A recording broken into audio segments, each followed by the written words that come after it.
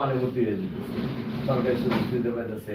আবার বেসরকারি প্রতিষ্ঠানে গেলে, যেমন আমি একটা ছোট্ট এক্সাম্পল দিই আপনাদেরকে, আমাদের এই তারাবেড়া গ্রামে সে অন্য দল করতো, অন্য দল মানে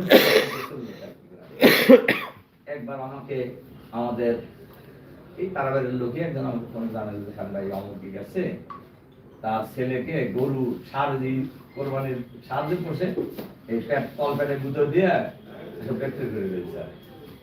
হাসপাতালে গেছে, আমি গেলাম দেখতে। যাওয়ার পরে তো আপনার আমাকে বললো যে আমরা আমাকে ওনারা বললেন, মানে রুগীর লোকেরা বললেন যে আমরা তো জমি মেদি রেখে আসছি, কারণ আমাদের তো বিল হয়েছে প্রায় 1 লাখ, এটা যদি দিতে হয় আমাদের জায়গার জমি বিক্রি করে আসা ছাড়া এই বিল আমরা দিতে পারবো না।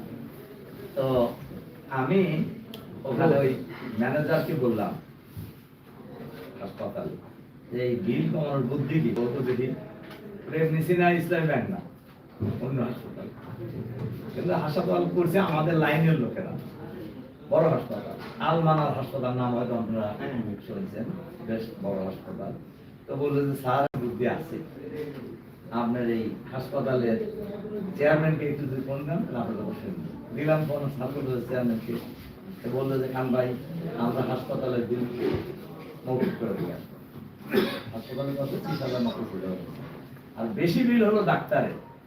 ওই ম্যানেজার ছেলেটা আমাকে বলতেছে যে দাদা আপনি যদি ডাক্তারে ফোন করেন, সে যদি কমা দেয় তার বিলই দেওয়া দিন, তার বিল হলো 75,000, তার হলো অপরচুনিটি। তা আমি তারে বললাম, ফোন করলাম, ফোন করার জন্য আমি ফোন করতে খুব খুশি সে, আমি তাকে ফোন করছি, আমি ঘটনা বললাম, বলার পরে বলে কত কমাইতে হবে, আমি বললাম সব কমাই টাকা দিতে হবে না, আপনার বাড়ির থেকে টাকা এনে দিবেন না, আমি বলে দিতেছি তুমি বিল না। এই যে মনে করেন ডাক্তার এবং হাসপাতাল মিলে 1 লাখ টাকা বিল কমাই দেবে, এরকম